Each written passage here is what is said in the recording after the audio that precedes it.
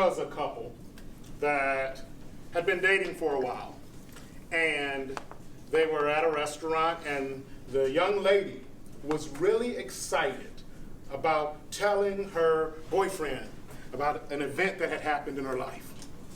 And so they're sitting at the table, and she's going on, and it's about 2 minutes into this discussion, and the gentleman is wondering when she's going to get to what she's so excited about.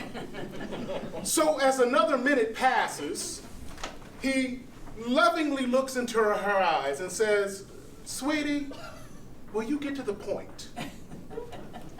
Probably not the best way to communicate that you want someone to get to the point.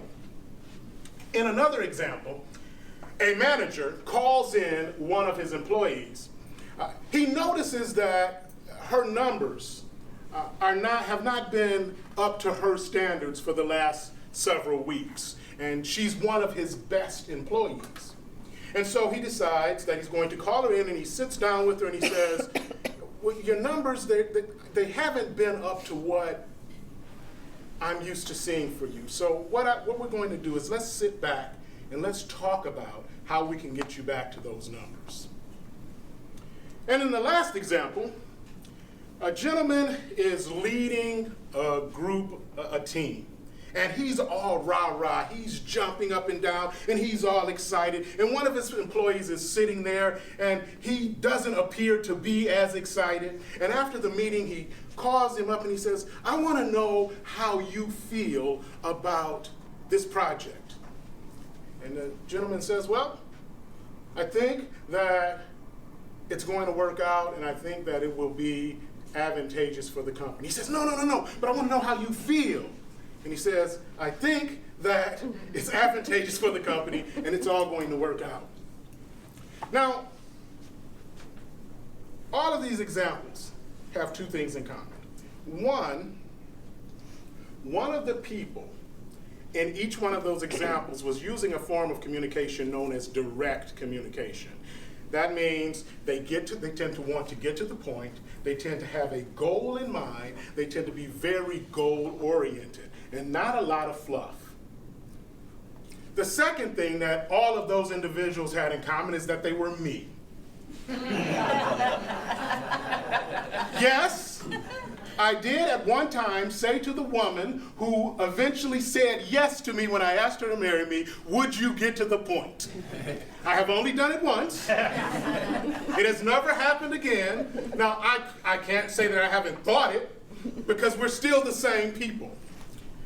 And yes, I did have a conversation with one of my employees about their numbers and their performance, but here's the thing, they were a direct communicator too, so it was a great conversation because her idea was, well, what can I do to get back to those numbers? Let's get to the point. And yes, I did have a boss that we called Coach, because everything was rah-rah. And I'm not a rah-rah guy.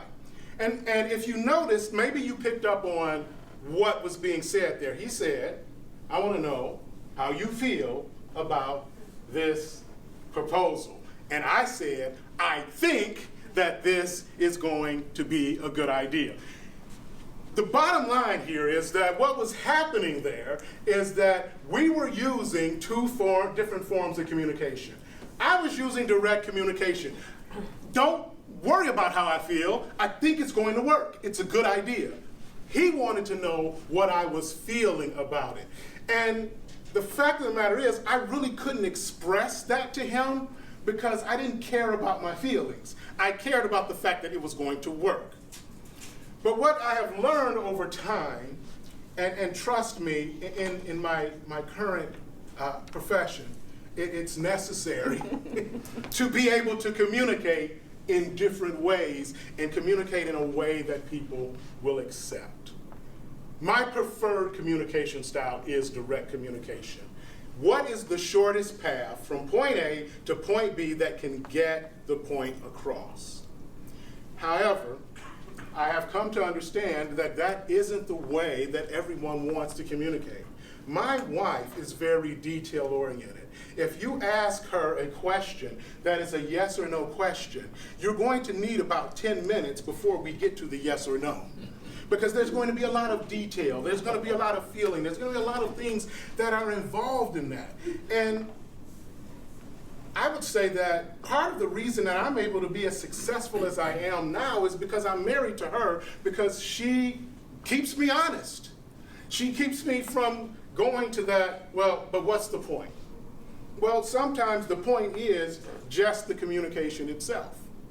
Sometimes the point is I need to get something out. Sometimes the point is I need to vent. And that is true in all settings, not just personal settings, but sometimes that's true in a professional setting as well. There are some people that have to think out loud. And so they're going through all of these ideas that I go through in my head and don't say. They're saying them out loud. And that is their form of communication. That's how they're getting everything across, is that they're thinking while they're speaking. That's their preferred communication style. And what I've learned in the past 20 years is that in order to be an effective communicator, sometimes you are going to have to adjust your communication style in order to be able to get that across. And the bottom line is, what is the purpose of communication? It's one person trying to give a message to someone else. And if you're not willing to make those adjustments, then you're actually not communicating. So what's the point? Is it uncomfortable? Yes.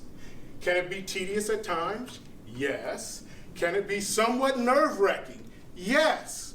But the bottom line is you want your receiver to get the message. And if that means that we have to change a little bit in order to be able to get the message across or to receive the message, then we should be able to do that.